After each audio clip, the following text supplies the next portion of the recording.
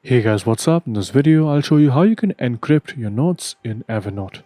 It's a very simple and easy process, so make sure you follow me till the end to get a good idea on how you can do this.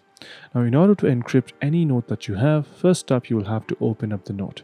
Now, remember that this feature does not work on the web version of Evernote. If you have a device, an Android or an iPhone device, it will work there and it will also work here on the desktop application. It will just not work on the web version. So once you've made sure of that, you can go ahead and click on Notes and select any note that you have, or you can type in something new. Let's say I want to encrypt this message over here and make sure that this stays hidden and someone will need a password in order to access this note. Well, that is what encryption is in a very short sense.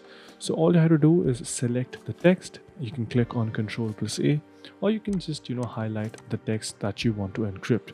After this, all you have to do is to click on Ctrl+Shift+X. Just click on those three buttons simultaneously. Ctrl+Shift+X.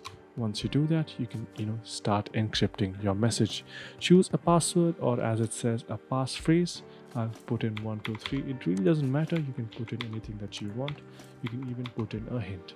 So as you can see, you can click on encrypt, and that is it. You have now encrypted this note.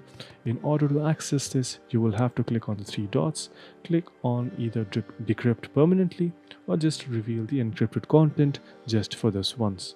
Either one of those options will need the password. So once I put in the password and click on reveal, there you go. You have now successfully encrypted your notes in Evernote. Hope you guys found this video helpful. If you did, make sure you subscribe to the channel, like the video, and also comment down below on what next videos we should make.